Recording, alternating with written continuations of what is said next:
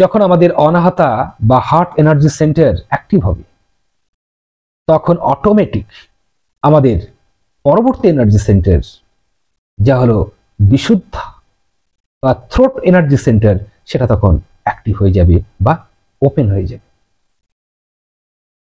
জ্যোতিষ্ঠী হলো the seed house of expression. আমাদের জীবনের সমস্ত প্রকাশ এখান থেকেই হবে। এই জন্যে যুধিষ্ঠিরকে কি বলা হয়? সত্যবাদী যুধিষ্ঠির। অর্থাৎ আমাদের থ্রোট এনার্জি সেন্টার যখন অ্যাক্টিভ হয়ে যায় তখন আমাদের মধ্য থেকে প্রাণের সত্য স্পন্দন বেরিয়ে আসে।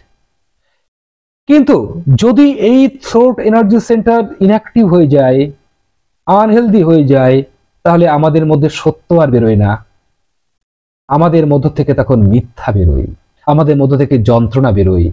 যে এক্সপ্রেশন মনুষ্যের এক্সপ্রেশন হওয়া উচিত ছিল সেটা না হয়ে পশুত্বের এক্সপ্রেশন বেরোতে শুরু করে। আমাদের মধ্য থেকে রাগ, ঘৃণা, দেশ, কটূক্তি থেকে শুরু করে সমস্ত মনুষ্য বিরোধী এক্সপ্রেশন বা প্রকাশ আমাদের মধ্য থেকে হতে শুরু করে। যাদের থাইরয়েড গ্রন্থি আনহেলদি তাদের কি হয়?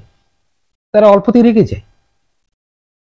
তার কারণ তাদের এক্সপ্রেশন ঠিক নেই। এই যে অল্পতে রেগে গেল আর তার মধ্য দিয়ে সে অকথা কুকথা বলতে শুরু করে দিল। পরবর্তীতে তার মনে হয় যে ভুল বলেছি, বলা ঠিক হয়নি, কিন্তু যেটা বলার তো সে বলে ফেলেছে। যে মুহূর্তে তোমার ফিজিক্যাল স্তরে থাইরয়েড গ্রন্থি আনহেলদি হয়ে যাচ্ছে, তোমার এক্সপ্রেশন ডিস্টার্ব হচ্ছে। তো এই থাইরয়েড গ্রন্থিকে চালনা করছে কে? ব্যাকগ্রাউন্ড থেকে দ্য থ্রোট এনার্জি সেন্টার, যেখানে এয়ার প্রাণা আসছে। এয়ার প্রাণা আসার পর আমাদের থ্রোট এনার্জি সেন্টার গতিশীল হচ্ছে, যুধিষ্ঠির এক্সপ্রেস করতে পারছে। আমরা যখন ফিফথ ডাইমেনশনে পৌঁছাই, অর্থাৎ যে ডাইমেনশনে গেলে আমাদের মধ্য থেকে আমি কে এই প্রশ্নের উত্তর বেরিয়ে আসে, এই ফিফথ ডাইমেনশন থেকেই আমাদের সত্যিকার এক্সপ্রেশন শুরু হয়।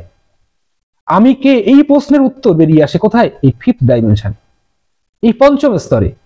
আর এই পঞ্চম স্তরে কে থাকে? আমাদের পঞ্চম এনার্জি সেন্টারে কে থাকে? যুধিষ্ঠির। এই যুধিষ্ঠিরকে বলা হয় সত্যবাদী, কারণ পঞ্চম ডাইমেনশনে যখন আমরা পৌঁছাই তখন আমি কে এই প্রশ্নের উত্তর ভেতর থেকে বেরিয়ে আসে, জীবনের মহাসত্য বেরিয়ে আসে এই পঞ্চম স্তরে। তাই যুধিষ্ঠির হলো সত্যবাদী। যুধিষ্ঠির বলতে আমাদের throat energy centre, seed house of our expression.